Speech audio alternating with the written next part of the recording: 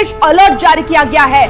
सभी हवाई अड्डे पर अब सुरक्षा और भी ज्यादा बढ़ा दी गई है। टर्मिनल बिल्डिंग पे लोगों के आने पर रोक लगा दी गई है। 3 घंटे पहले एयरपोर्ट पहुंचे थे यात्री और बिरसा मुंडा एयरपोर्ट पर अतिरिक्त जवान की तैनाती की गई है। बड़ी खबर आपको इस वक्त झारखंड की राजधानी रांची से बता रहे हैं, जहां सुरक्षा व्यवस्था को और भी ज्यादा पुख्ता कर दिया गया है। सुरक्षा व्यवस्था को लेकर के अब सुरक्षा बलों की तैनाती की गई है और रांची एयरपोर्ट पर विशेष अलर्ट जारी किया गया है। सभी हवाई अड्डे पर सुरक्षा बढ़ा दी गई है। टर्मिनल बिल्डिंग में लोगों के आने पर रोक भी लगाया गया। 3 घंटे पहले एयरपोर्ट पहुंचे थे यात्री और देखिए रांची एयरपोर्ट पर अतिरिक्त जवान की तैनाती की गई है। तो रांची एयरपोर्ट पर विशेष अलर्ट अब जारी किया गया है। ऑपरेशन सिंदूर को लेकर के आपको ये बड़ी खबर बता रहे हैं।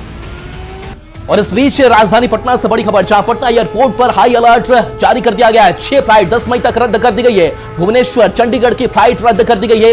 गाजियाबाद की भी फ्लाइट रद्द कर दी गई है। पटना एयरपोर्ट पर सुरक्षा जो है वो बढ़ा दी गई है। तो इस ऑपरेशन सिंदूर के वक्त में ये बिहार से बड़ी खबर है, जहां पटना एयरपोर्ट पर अब हाई अलर्ट कर दिया गया है। 6 फ्लाइट को 10 मई तक रद्द कर दिया गया है, यानी कि फ्लाइट उड़ान नहीं भरेगी। भुवनेश्वर चंडीगढ़ की फ्लाइट है जिसको रद्द कर दिया गया है। गाजियाबाद की भी फ्लाइट रद्द कर दी गई है। पटना एयरपोर्ट पर सुरक्षा बढ़ा दी गई है। तो एहतियातन सारे वो कदम उठाए जा रहे हैं और ऐसे में बिहार सरकार की तरफ से भी एक्शन लिया जा रहा है और एक एक राज्यों को कैसे सुरक्षित रखा जाए इसकी पूरी कोशिश की जा रही है।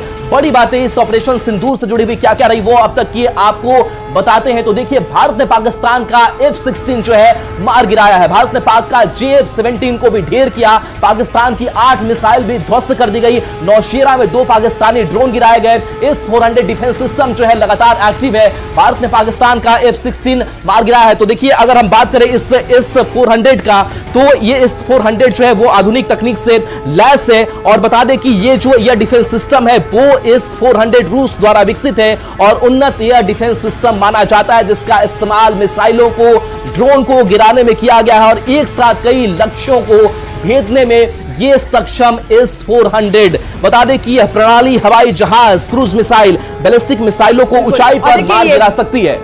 इसी बीच एक और बड़ी खबर, और देखिए अब तक क्या क्या हुआ वो हम आपको सिलसिलेवार तरीके से दिखा रहे हैं ग्राफिक्स के माध्यम से। लाहौर में शहबाज सरकार अब खतरे में है। खुद ही उनके जो इमरान सरकार के समर्थक हैं वो अब उनका विरोध करते हुए नजर आ रहे हैं। बड़ी खबर, और ये देखिए बड़ा जो इस वक्त तक की बड़ी बातें हैं, क्या क्या हुआ है वो हम आपको इस वक्त ग्राफिक्स के माध्यम से दिखा रहे हैं। राजौरी और पुंछ में गोलीबारी की गई, पाकिस्तान की तरफ से उसका मुंहतोड़ जवाब दिया गया। सांबा में घुसपैठ को लेकर के भी मुंहतोड़ जवाब दिया गया है। बलूचिस्तान में पाकिस्तानी सेना पर हमला और उसके बाद बलोच लिबरेशन आर्मी का पाकिस्तान पर हमला। तो क्वेटा में पाक सेना की पोस्ट को लेकर के भी बवाल है।